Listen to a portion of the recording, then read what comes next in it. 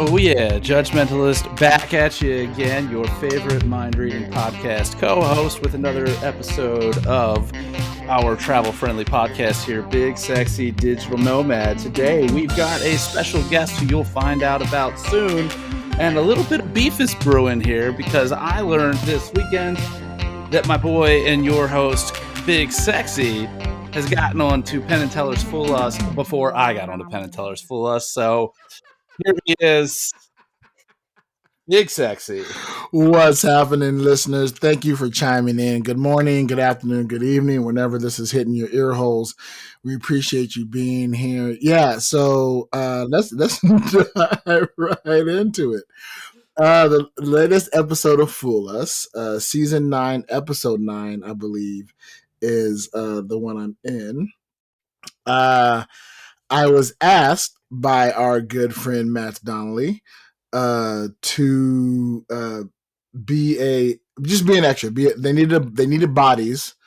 And the thing you got to understand is that as of the 9th season, the past 3 seasons have been under COVID protocols. So one of those seasons, a lot of people were sending stuff in remote. They still do not have a live studio audience. So they don't have 1,000 or 1,100 people in the Rio to pick and choose. Hey, you random people come up on stage. So right. So we got invited in. Of course, I immediately said yes. The opportunity to be on stage and Penn & Teller stage, yes, absolutely. Of course I will. So I went. My participation was really easy and simple. I walked on stage. I was given a folder.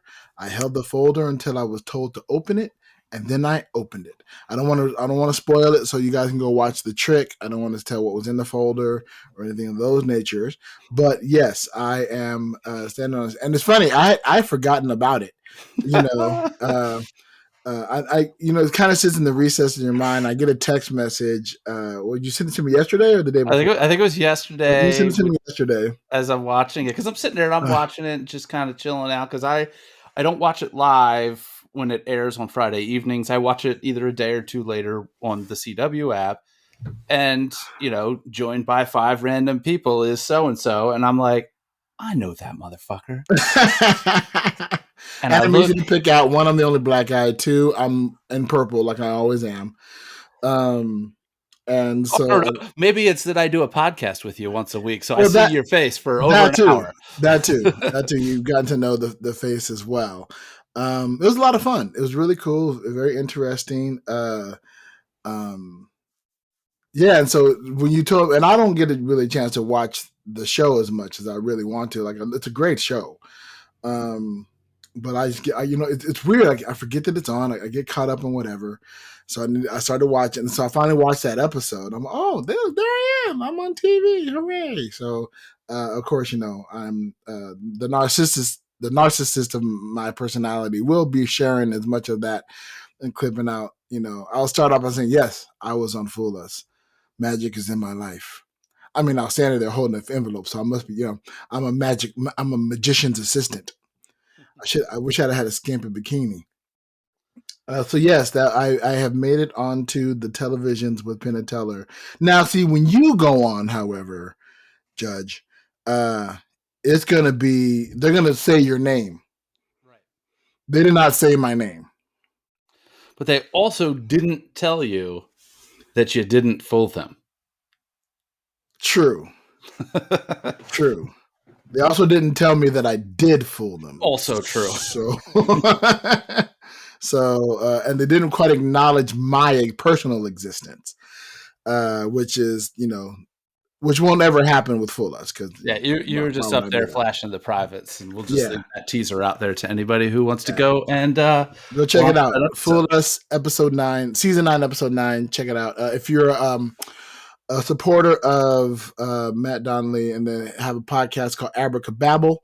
They do the Fool Us behind the scenes of that episode, which I'm now queued up to listen to because I don't know if I get mentioned or not. So I'm gonna check that out as well. But back to this podcast, ladies and gentlemen. Every so often we have a special treat for you. Another live person, another body to discuss the wonderful world of travel and the exciting world of cruising, specifically on this particular episode. Ladies and gentlemen, do we have an applause button? We need to see if there's an applause button, because if not, I'm gonna create one. We should create one. Yeah, get me a sound. Download the sound of studio applause, because this man. All I can do is this. There we go. Ladies and gentlemen, without further ado, Mr. Billy Hirsch. I'm much more accustomed to applause happening after I'm done talking and I'm walking away. Usually it's the finale that is of great relief and receives great fanfare. I tell you what. So for those who don't know, Bruce, Billy and I met on Virgin Voyages cruise, the Scarlet Lady, for my birthday. I went out for my birthday last year, and we were on a cruise. He runs is it a vlog? Is that how it's a is it a blog? I don't know. Vlog. It's what the kids say. Yeah, I don't know what the kids say. I have a website about cruising, and I started doing a bunch more videos. So I guess now I'm sort of a vlogger person. Yeah, it's cruisehabit.com, which I really had wished I had looked at it prior to going on my cruise, because it was filled with awesome suggestions, tips, information, not just about cruising, but about Scarlet Lady and specifically. And we'll dive into all that stuff. But Billy, welcome to the podcast. Happy to have you with us. Thank you. I'm excited. I'm excited to be here. I don't usually get to. I mean, not that I'm on podcasts too frequently anyway, but I don't usually get to do a podcast where the subject is not specifically cruising. And I want to make this the best guest appearance that I can make it today. But I also appreciate that. I think the bar for success is lower, because if I'm on a cruise podcast, then there's a bunch of people that call me out. I can't just say some things. I can't just make crap up and no one's going to, know. But here, I could make a lot of this up, and I think we're going to be okay. Yeah, so, I can call you out a little bit, because I do love cruising, as you well know now. My cue sheet over here, which nobody can see because it's an audio podcast, says "When in doubt, just make shit up." So you're going to fit in right with us here. And my forte is improvisation, so I'm all about the makeums and the upsums, So absolutely. But yeah, so I knew once I started this podcast, I knew that you were one of the people that I absolutely had to have on once we decided to start having guests. So I'm glad that all schedules worked out. So give us a little background of how you got started with Cruise Habit, cruisehabit.com, Sure. How that came about. So this is the part where I give you the little bit of background, and then you guys go and post, and you speed it up with that sound of somebody playing a tape really fast as the heads. No, we don't know how to do any of that shit. So just have at it. Episode 80, we'll figure out how to speed it up by 1.5%. So I've been cruising all my life because I was fortunate enough to grow up where my father worked in the cruise industry since before I was born. So I grew up cruising and have always lived in South Florida, so that makes it easy, though I like cruising in other regions as well. And I just always not only loved the experience, but appreciated the variety that was out there and thought the industry was neat.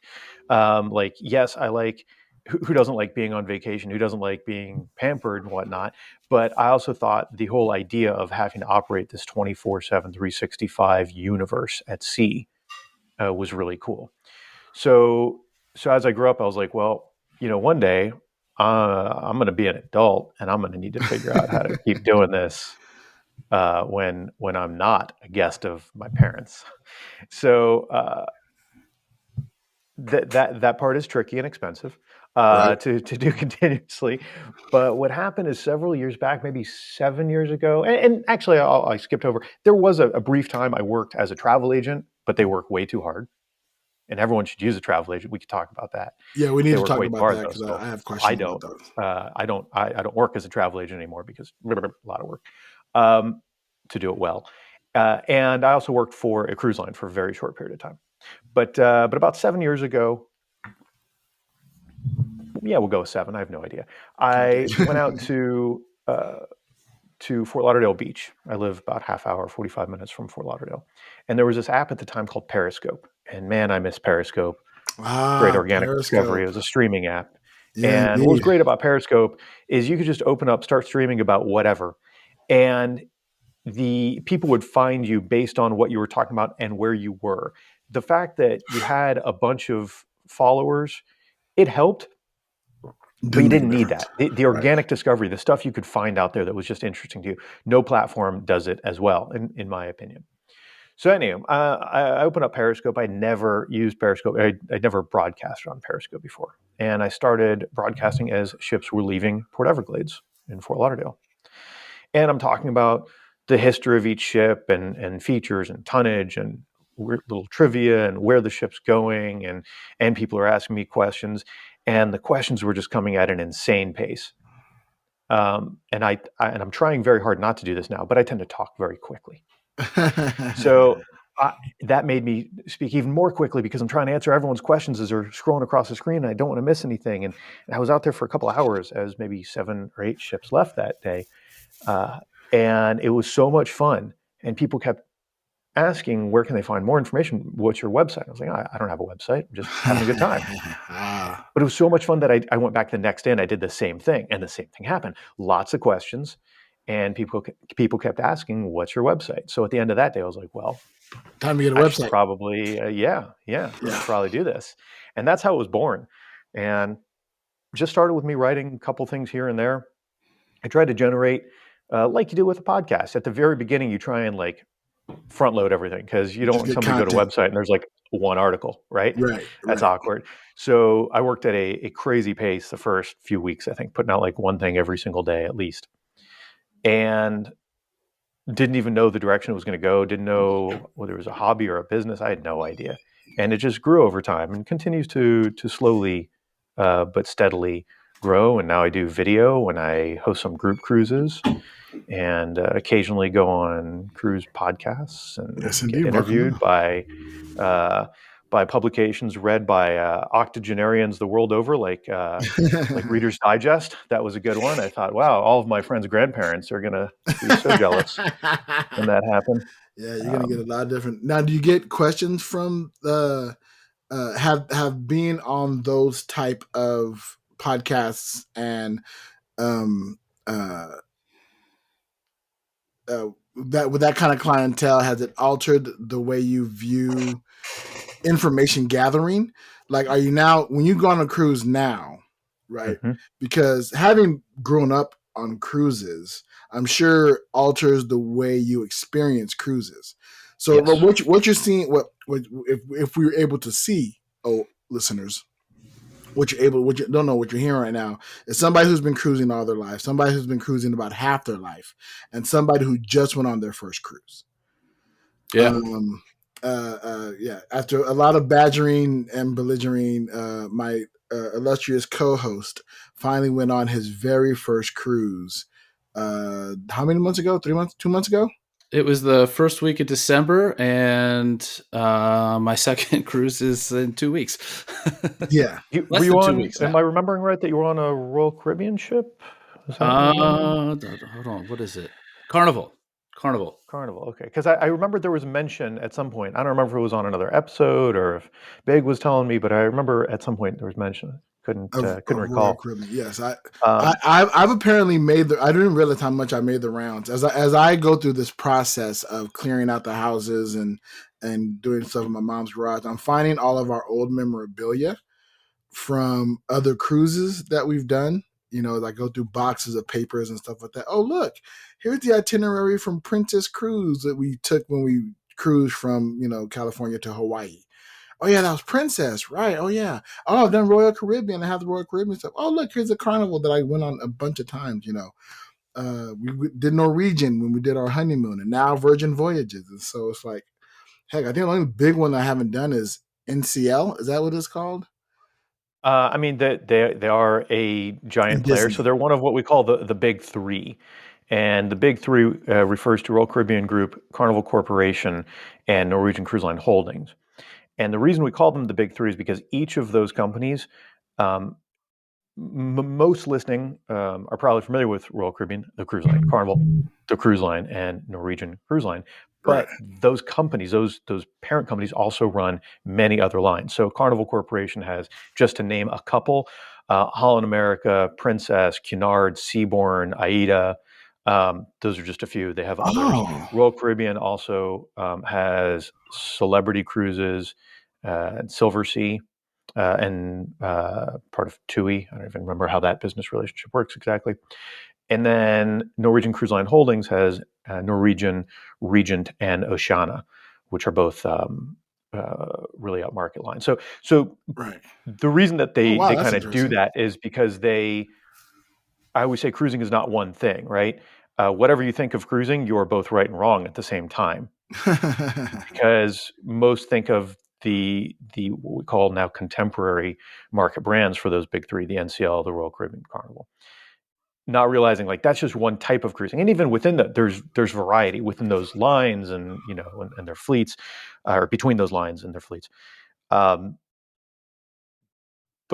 there's specialty lines, there's upmarket, there are small ships, there's expedition cruising, there's all these different things. So there's some of it's consolidation over the years, but some of it's also very logically a company wants to say, well, maybe you started cruising with the kids on Carnival or on Royal Caribbean, or with your spouse when you were young, and now you want something.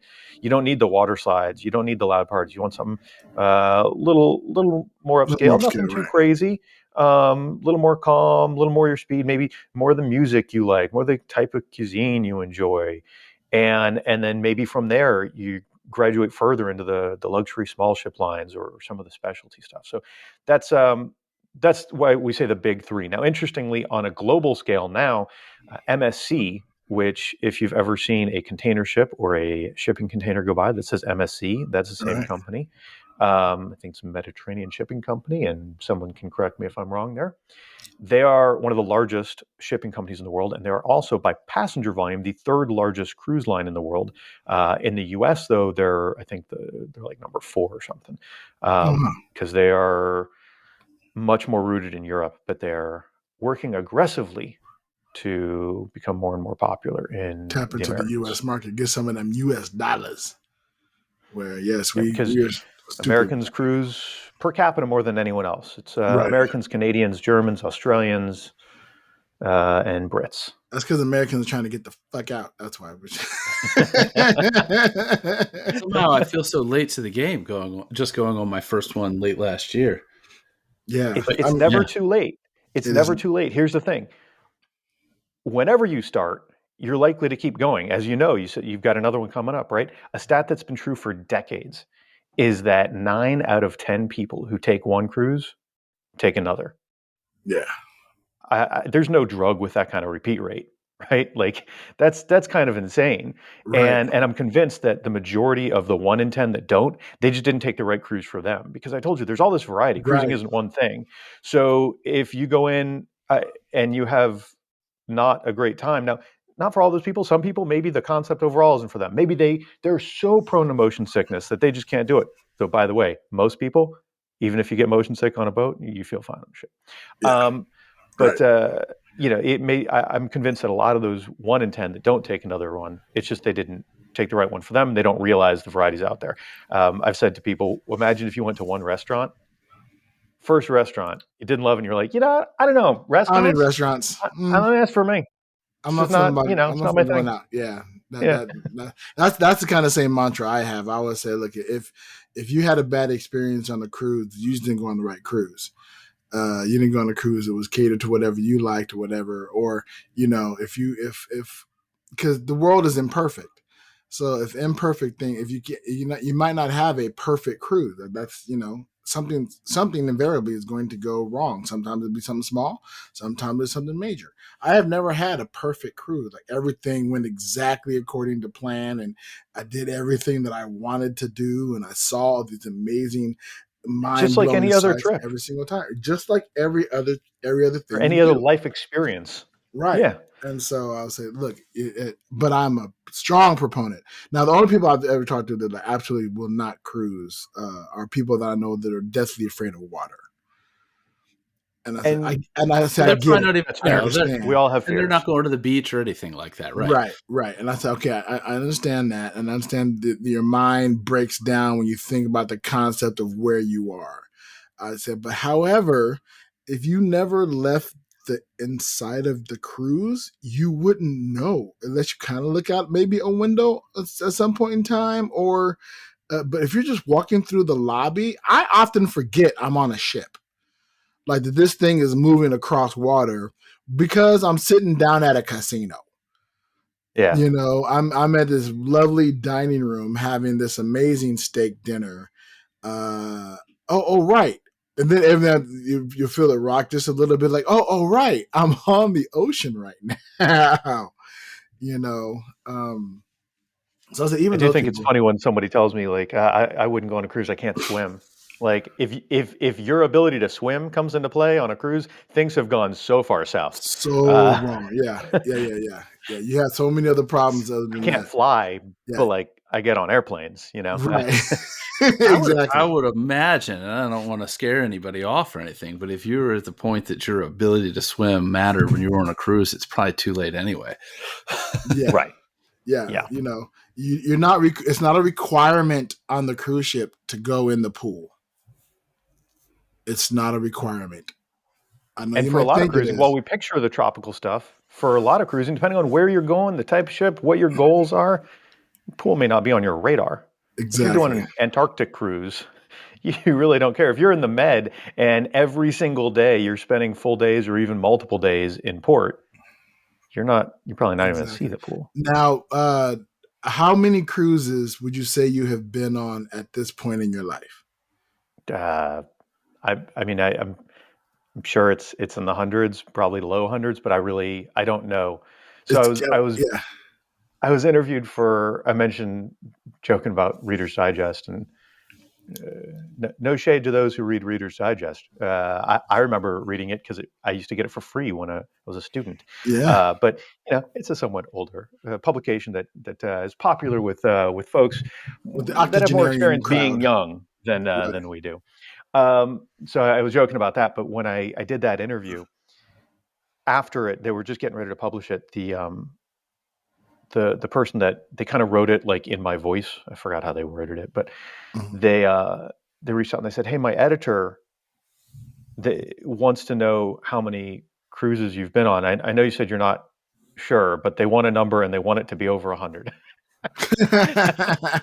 Wow, really nice integrity. Yeah. So I think for that article, like I did some crazy ballpark, and that was a year or two ago. I don't remember, and I think I might have said 175, or I don't even know, Do you know or about how more many than. you I take a have no year? idea. Just on average? So it's weird because I've been doing more and more and more as I built the website, and as just as you get better at life and your finances get a little bit better and you're better at Right. managing your time and all those things. But then I had a big break during COVID, Right. Oh, that unfortunately. that slowed that number So down. I can tell you that in the year following the restart, so the first cruise back in North America was June 5th of 2021. I was on that. That was out of St. Martin actually, and I was on that first one.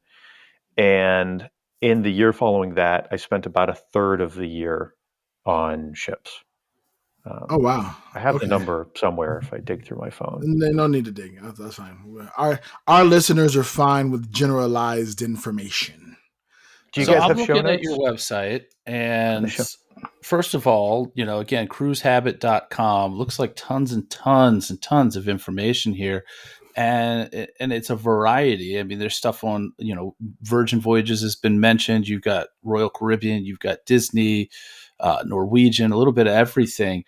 If you like for where you are, just recreational, let's forget about creating content for that website. So we're not seeking some new information about some new line or some new. Where is your go-to cruise line and why? You'll quickly learn as you ask me questions. I'm really bad at like definitives and superlatives, but Well, I'm an attorney. I don't do direct, so um, It depends on who I'm cruising with, why I'm cruising, what the goal is, right? So if I'm with a wide variety of friends and maybe some of them have kids, then I might be on Royal Caribbean or NCL. Or actually, I did a carnival. It was the first carnival I'd done in many years, not intentionally, just the way it worked out back in June. Had a great time, actually. But I'm doing something like that. If I'm going specifically for destinations, then I'm probably doing something like Oceana, which is an upmarket line with smaller ships, a little more intimate, a little more quiet, plus smaller ships you can get into smaller ports. You don't just get to the big Oh, I destinations. didn't even think of that. It's especially a factor in certain parts of the world, but anywhere it applies to some degree. If it's just my spouse and I going out, because we just want to take a week or so and just relax, then it's probably Celebrity or Virgin Voyages, probably. I am thankful that you decided to do Virgin Voyages with your lovely wife, Larissa. Shout out to Larissa, who's an amazing person. And Juan. Yes. It was our friend, your friend, and my new friend Juan's first cruise, right? It's his first cruise? Yes. So there's a video. I'm just going to start dropping shameless plugs like crazy here. Yeah. Please If you do. head over to the YouTube channel, you can find a link to our YouTube channel at cruisehabit.com or go to youtube.com/cruisehabit. If you go He over to even put our the YouTube YouTube channel, voice together for that. yes. There's a video that I did about Juan's first cruise where kind of I interview him a little bit, let him talk about it, and we show some of it filmed on the ship, some of it us in at our my dining room table at home. And I got to say, for when Juan listens to this, I mean it, buddy. Not only are you my friend, you did freaking amazing. Yeah. This guy was so much better in that He video than I crushed it. was. He crushed it. Unfortunately, the video is not very popular. Don't know why. Other people apparently don't think so. I think you were great. Anywho, so yes, that was when we met you. We're on with Juan. That was his very first cruise ever, which I mentioned that to people frequently now because I think I've been friends with Juan for I don't know, roughly 10 years. Okay. Oh wow. And he actually lived with Larissa and I for like 6 months or something when he was moving, and he stays with us all the time. Love Juan, fantastic dude. And he was never opposed to cruising. He always wanted to. So the fact it took me like 10 years to get him on a cruise. I bring this up anytime somebody says, "Oh, so you're an influencer?" Like, I can't influence some of my closest friends to get on a ship inside of 10 years. So I don't know who I'm influencing. No, you're an Content informer. creator. You're an Content. informer. Yeah. Yeah. I'm not gonna Oh, like influence you to snow. cruise. Yeah. Yeah. Informer. Come and get your ass on a cruise and get your boom boom down. That's right. That's where you are, Sir Billy. Yeah, it was we had I will say a lot, and I'll say often, we had so much fun. And it was interesting because we just met you in passing, really. The first night, I think it was. But we really got to know each other when we ported in the Dominican Republic. Because you guys were at the pool at Taino Bay. We had gone out, seen the Dominican and whatever, and then made our way back. So let's just go back to the cool pool. We'll hang out by the pool. Saw y'all there. We kind of had established talking points then. And then we just hung out and really got to know each other and hung out. You guys were amazing people. And it was funny because you kept saying, like, I don't do people. It's rare occasion when I see people and whatever. And I'm the exact opposite. No, I love people. The more people is amazing. I'm always not butthurt fully, but like, oh man, we met these really cool people on the cruise and nobody's getting back and people are going off their own lives. You understand? I want to get to know all of y'all. But then I always marvel at the fact that people's schedules line up. So you start hanging out with the same group of people. Yes. And so that becomes your tribe on the ship, right? because the ship has thousands of people. There were like 1,800 people on our Virgin on our cruise. On the sailing we roughly. were on, yeah, I think it was 1896. Yeah, right. Why I And remember that, but couldn't begin to tell you where my keys are. Right, exactly. So it's like, I didn't meet 1,896 people. I didn't even meet half of that or a third of that. You tried. I did. You better believe I did. Hopefully, by the end of the night, half of those people knew who I was. But that's always my goal on the cruise ship. I quickly become cruise ship famous. You have a radiant personality. Yes, and then also sing karaoke. Yes, well. Thank you. Yeah, very well. Yeah, and class. You mentioned a concept that I had never thought about until it might have actually been on that cruise that Larissa brought this up. So, man, I'm trying to order of operations because I want to talk about this and about the meeting people thing because I have a question for Judge on this. So let's talk first who you meet, right? Larissa mentioned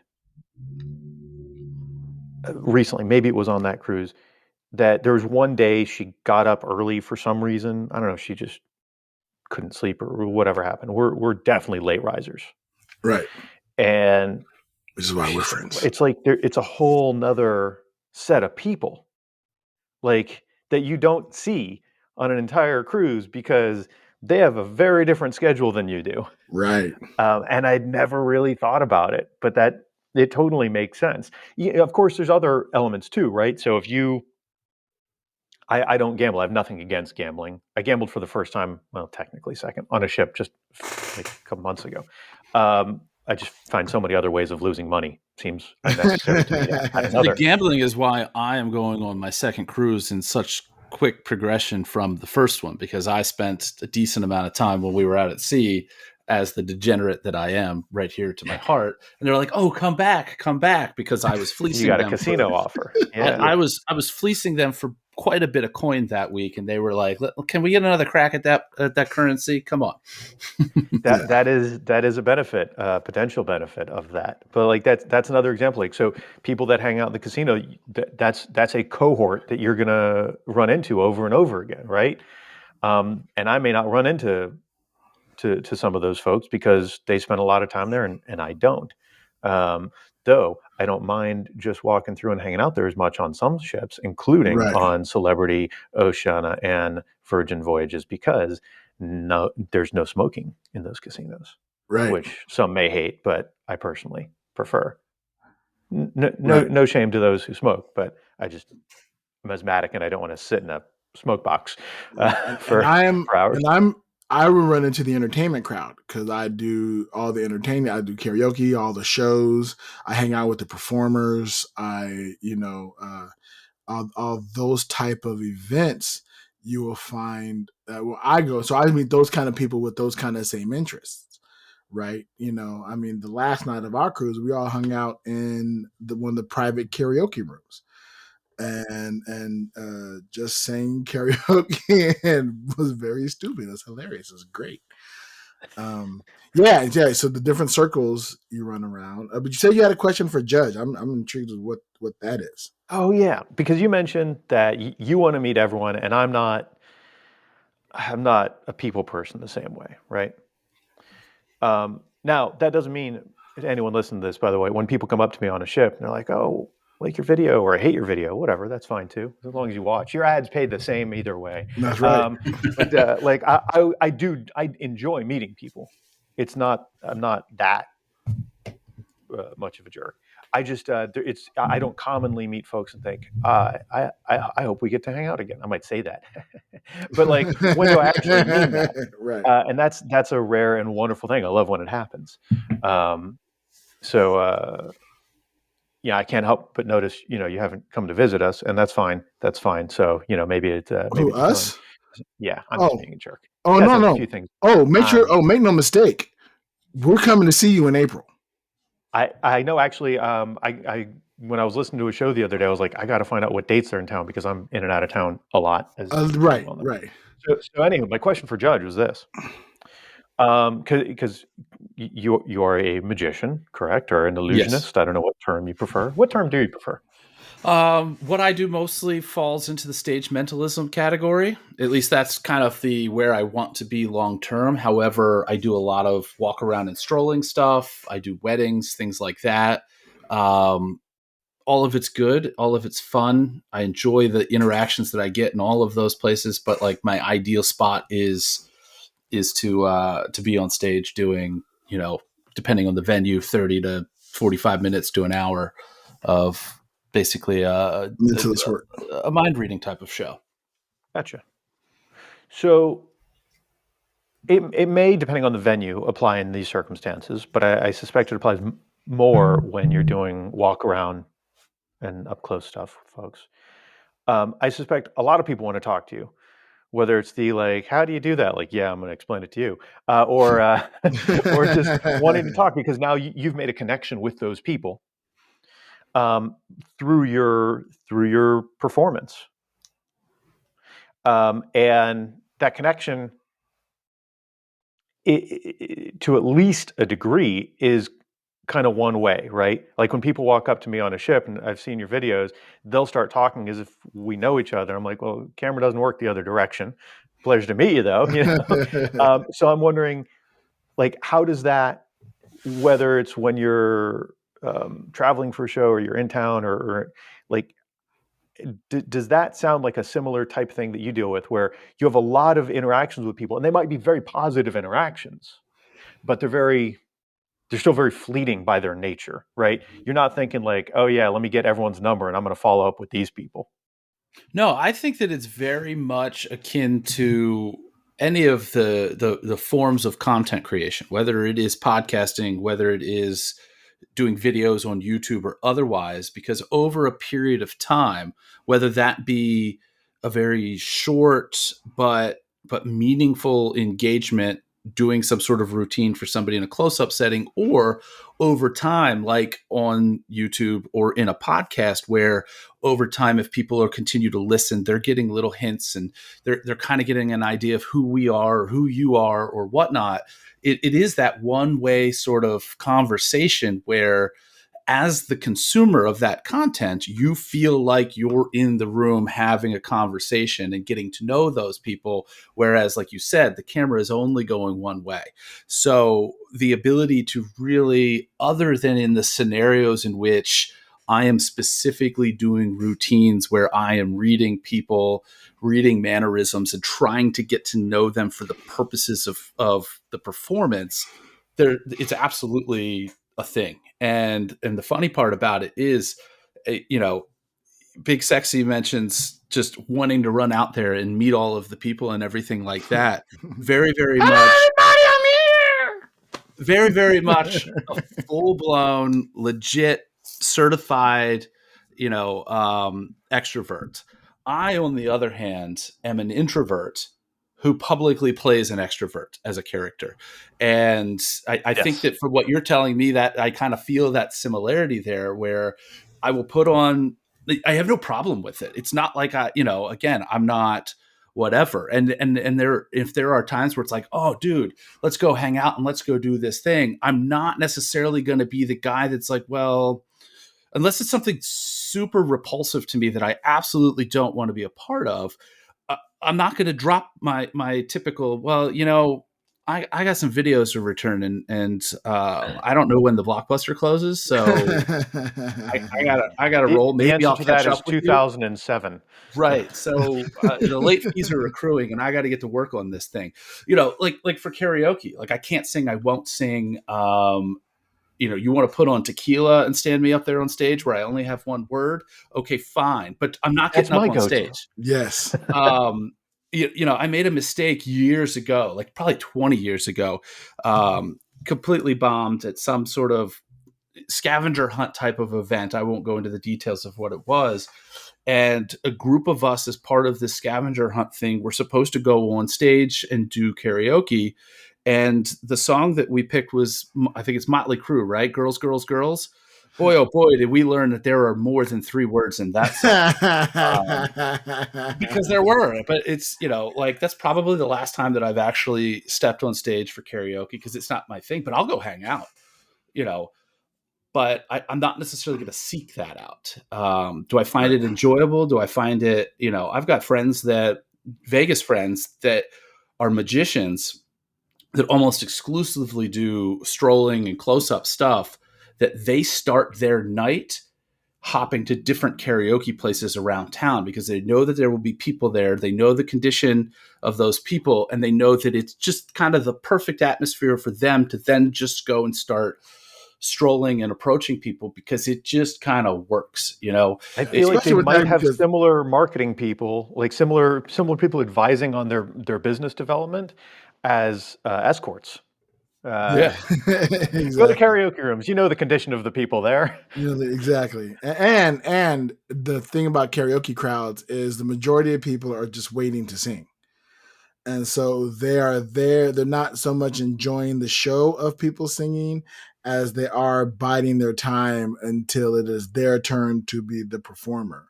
So that means they're looking for something to occupy their time, which that is perfect to come through and sell your wares, whether it be magic or physical. And in the magic world, there's kind of this odd dichotomy of venues, and I don't necessarily mean in the different types of venues, but the reason that you've shown up to that venue to perform, if it is on stage for a ticketed show, I know that everybody out there in the seats has at least chosen or had somebody choose for them to be here tonight. They know what they're in for. They know what they're there to expect and otherwise. Whereas if you're doing a corporate gig, let's say a company function where you're on stage and the CEO is the only person who chose, you got a whole lot of people that are like, ho hum.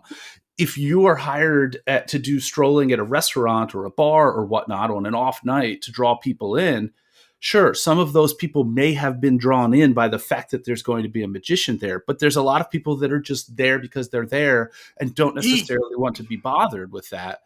However, none of that seems to matter. You get the confluence of those two audiences when you're in a karaoke room, because they are there to engage, and they almost don't care what they're there to engage in. They're there to play the game, whatever the game is as it's set out in front of them. I almost wonder with the karaoke room too, is there an elevator element? Because you're in a closer space, and as you are forced to be closer to each other, you break down barriers. Yeah. So I mean, people, of course, are going to go in one direction. They're going to totally close up. I get there will always be some of those people, but it is a room where everybody that's in there has signed in for the purpose of, we are not going to throw barbs at things that may be embarrassing. Well, the majority of people are there for that. Right. Some people go there specifically. They come loaded with barbs in their back pocket, ready to hurl them. But for the most part, it seems to be more of the, hey, people are in this room to offer themselves up to the room.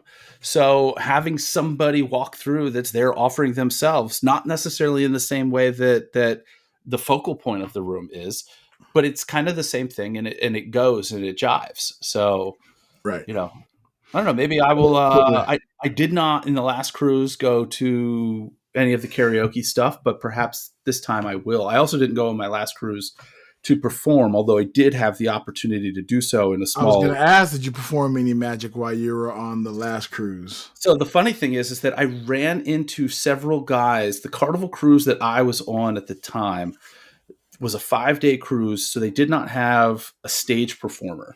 They just had what they call, because I looked it up on their website for the job description, a table magician. And their job is to stroll the dining rooms, but then they also are strolling through the ship, just approaching people and doing magic. So I ran into a guy, he had done some stuff. And then when I ran into him again, and I think it was actually, I was in the casino and my wife was like, hey, your boy's out there.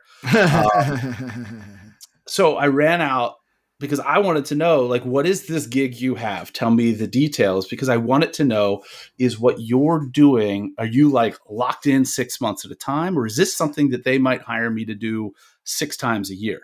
Because I got too much shit going on to be able to just lock in and go I couldn't even go for a full month. I could squeeze 2 weeks in a row back to back, but I don't think I could do a larger chunk of time, but I'd love to do it.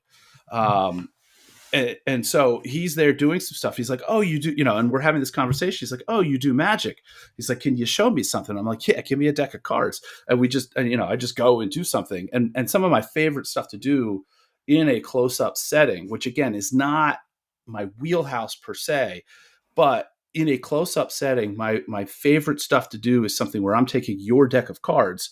And it's not an opportunity that you always get, because do you have a deck of cards sitting right there on your desk right now? The answer is probably no.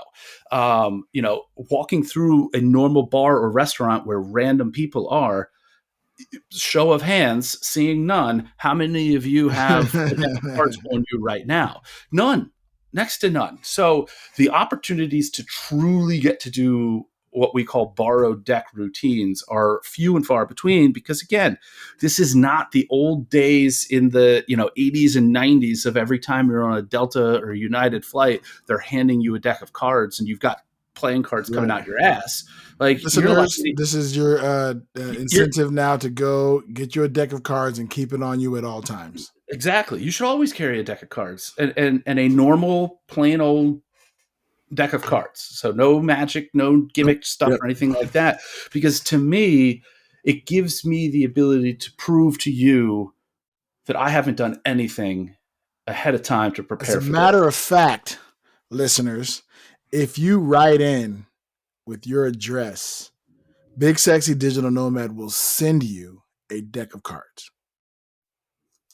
I just found a whole big ass box filled with decks of cards that I need to get rid of. So if you write in or chime in or give us an audio podcast with your well, don't give us your mailing information on the audio podcast, because we'll play it on the air, and I don't think you want that broadcast. And we like to play those on the air without listening to them if we know who you are. So don't put your address in there. Right. But so hit us up on our social medias. We'll catch those at the end. But Big Sexy Nomad everywhere. And we will send you a deck of cards, and we'll do that for you. All right. Sorry, continue. Go for it. Brainstorming ideas. But back to I want to pivot a little bit. Trying to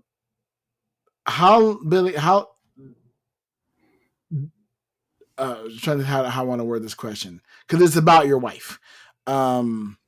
I'm curious as to. She's not here, so you can word it in a horribly offensive way, and it's not going to matter, right? But you know that we're going to drop this on the internet Wednesday, and it's going to then be there and tag everybody in it. No, my question was, how long were you guys dating before she became a part of your travel arrangements, travel plans? Like, how did that progress into? Because now she's kind of she's pretty much your partner. I mean, not just your physical partner, but like she helps with posting and commenting and all that kind of stuff. So how did that kind of wean into there? The way I word it is, while I generate the vast majority of the content, Larissa occasionally contributes ideas, but when she does, they're generally the much better ones. So hers have a better. You see something like that's good stuff. That's probably her idea. So let's see. Pretty much immediately, because I'm on your website, and obviously you've got the thumbnails on the videos or whatnot here. I mean, she's got a nice smile, so I'm sure that she contributes just by that and being on those thumbnails to many of your views. She's the more attractive of the two of us, so that helps. So when we first started dating, I knew that I was probably in pretty good shape, because I also, not as much anymore, but I still love Disney parks, but I used to do a ton of Disney park stuff. I had a podcast about Disney parks for a while. I've done some side work for companies related to Disney parks. I used to go to Disney World every month. And when we first started dating, she's from Brazil, and I was like, Brazilians love Disney. We're good there. And they also like cruising. We're probably fine. So I felt I was safe. And actually, it's true. There's never not a group of Brazilians anytime I go to Disney World. Within about a week or two, we went to the parks, and I bought her an annual pass. So I had a high level of confidence Oh wow. that was Okay. going to work out, because those are Yeah. not transferable. So Right. um, yeah, and if I would love to have more people uh, involved more often, whether that's Larissa, my friends, anyone with my content, but I still haven't figured out how to scale my world. Like it's such a scramble because I have a day job. It's very unexciting. If anyone would like to use this podcast to go to sleep, I can share some information with you about I love that we the. all have very exciting lives, and with the exception of Jobeth, because I'm pretty sure your day job has its exciting moments. Yeah, but see. So all of our day jobs are relatively mundane. The money is good.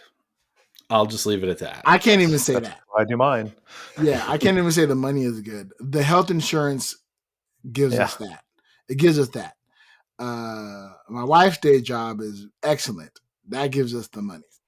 And those who've heard me say she can do what she does anywhere in the world, which is why we're doing the digital nomading stuff. But yeah, when did you guys go on your first cruise together?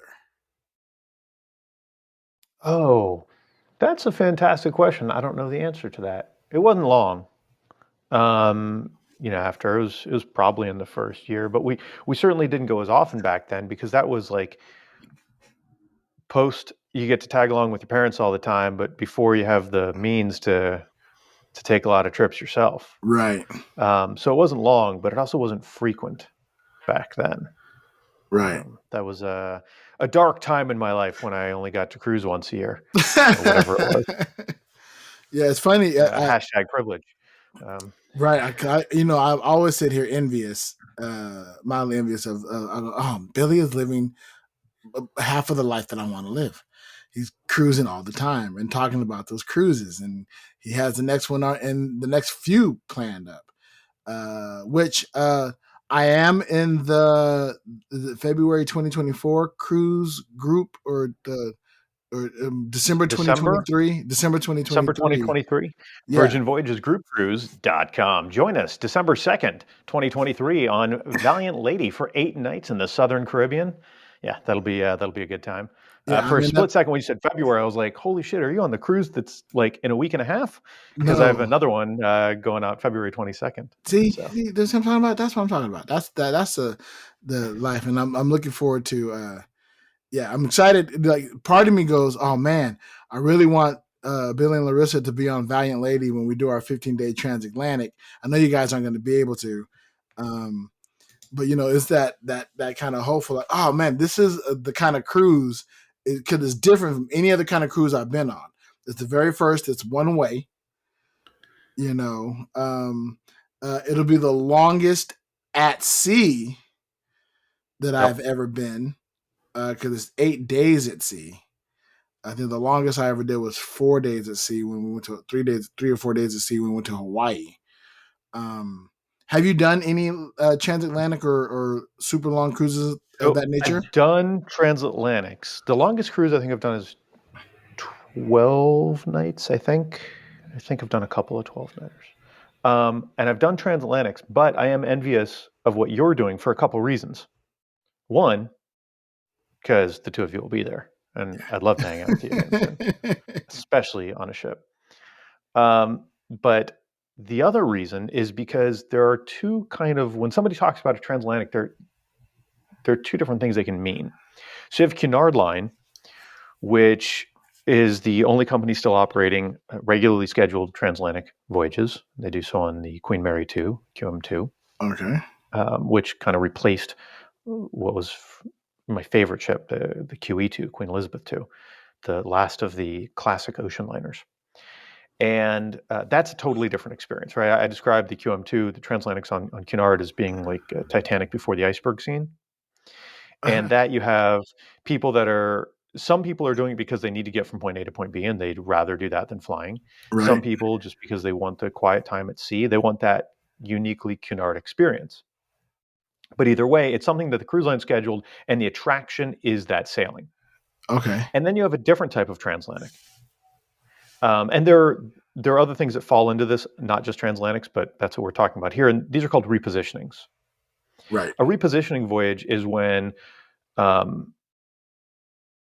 let's talk about South Florida for a second. During the cooler months, you go to Port Everglades or Port Miami, there could be 7 or 8 ships there on a day over the weekend, coming and going. You go on a weekend in the middle of summer, and there might be like 1 or 2, especially out of Port Everglades.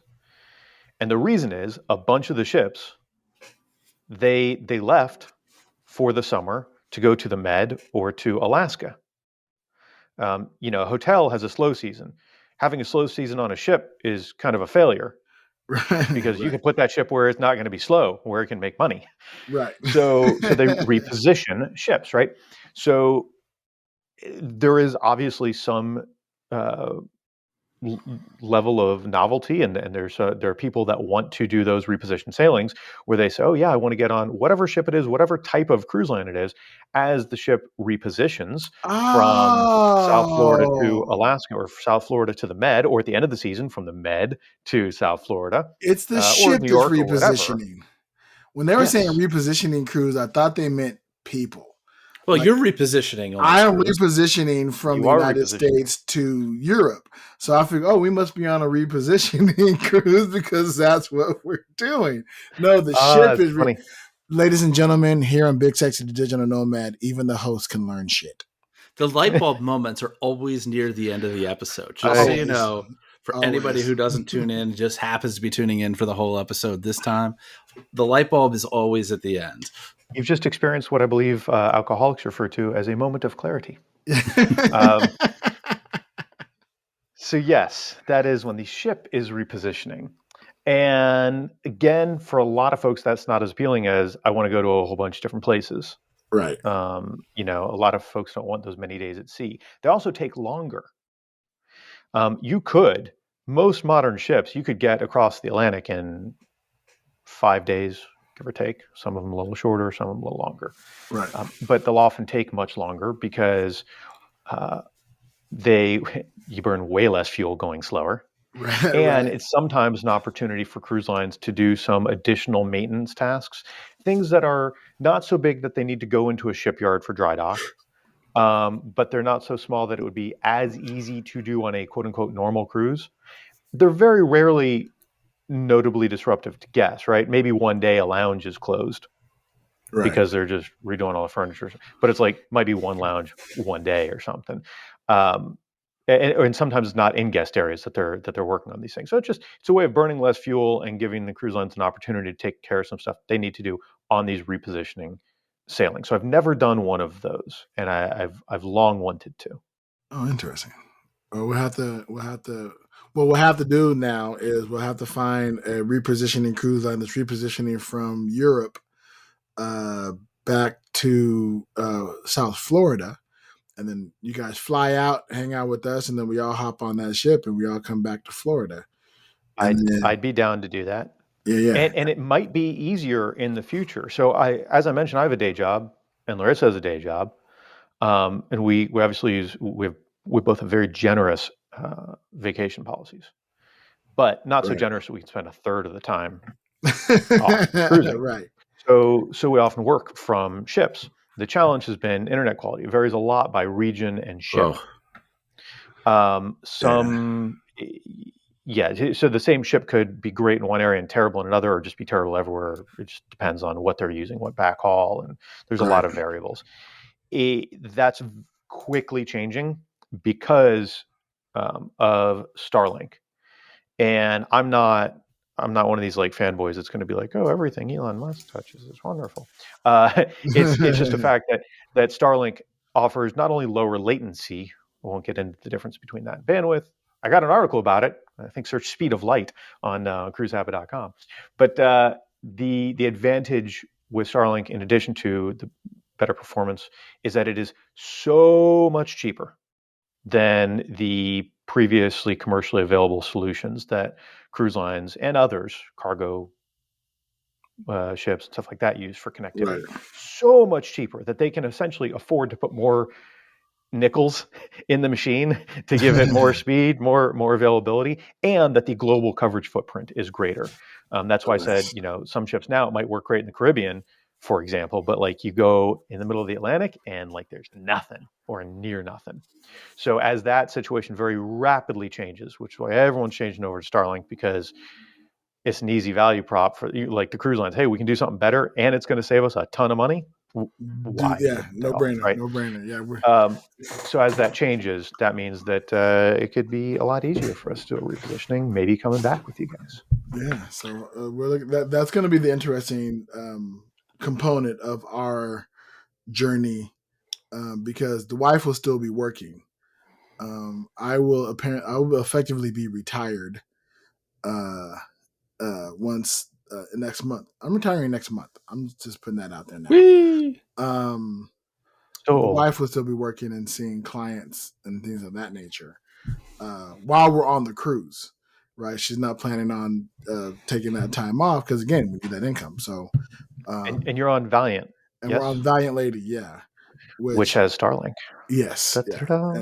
And so we're gonna obviously purchase the biggest internet package they got to make sure they have the strongest connection possible, and all the things. So we're really looking forward to that journey.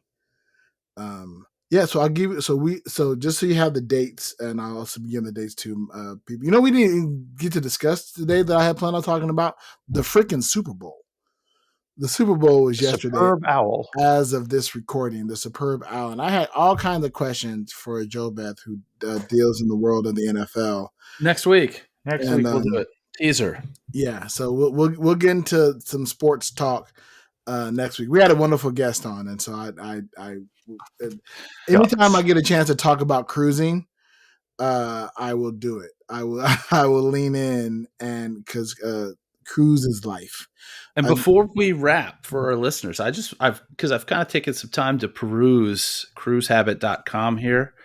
And bookmark this place, because if you are a first timer or you know a first timer, right up at the top, there's a page on here for first timer tips.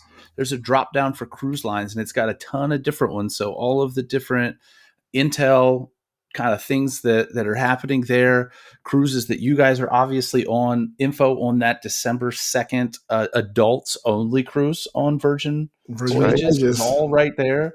Like tons of great stuff. There's I have only kind of gone into a little bit of this, but you've got a packing and gear thing so that you're not that big pack rat that's got way too much shit that you're never going to use, but also stuff that I'm sure is in there that, hey, you want to bring this stuff with you, because if you're trying to get it out in the cruise world, you're either not going to be able to find it, or it's going to cost 10 times as much.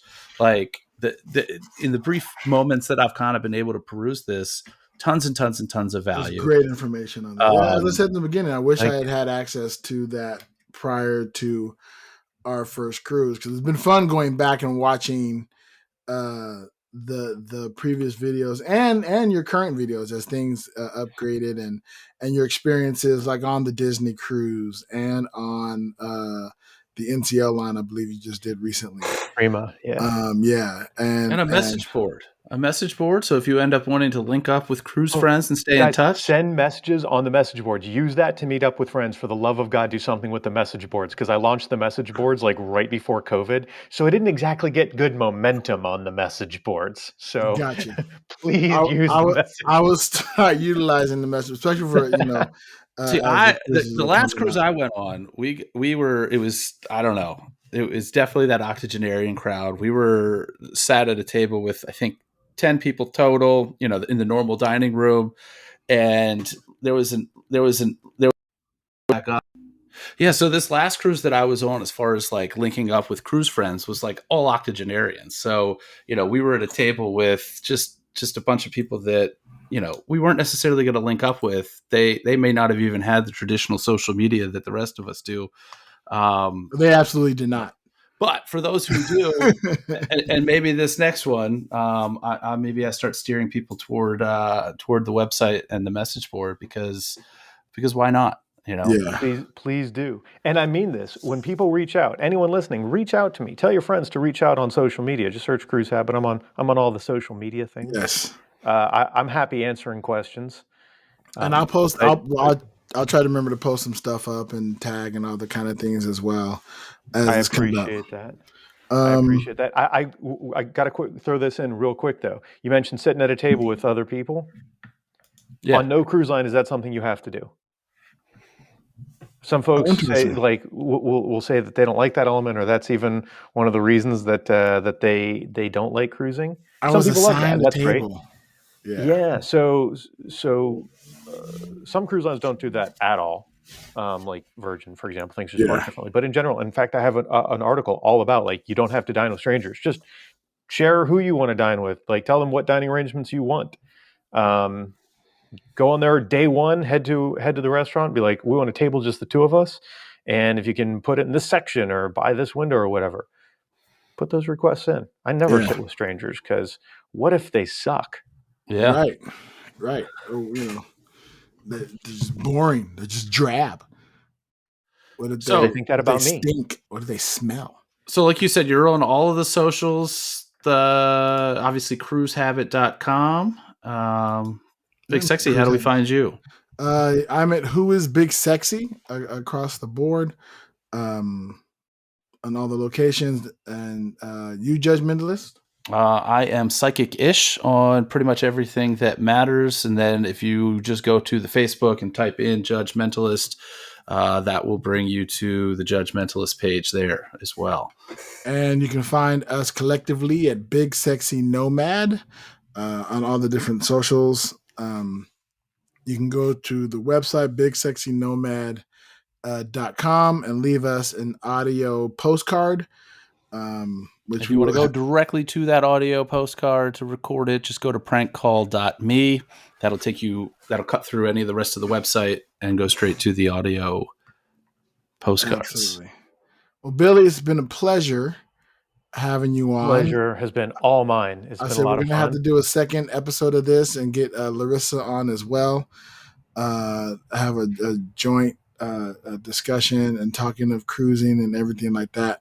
Hell, I got less than 2 weeks to do a deep dive into the website here and figure out what additional stuff I need to know before I didn't get a chance to talk. There's so much I need to talk to you about. Damn it! This podcast. The first time I've ever had the feeling like this podcast wasn't long enough. Because I want to talk about travel agencies, travel agents. They're the ones who care about the host. I could talk all day long. I mean, that's why I'm doing this, right? But excellent. So, guys, thanks for listening, and we'll catch you again on the flip side. See you soon.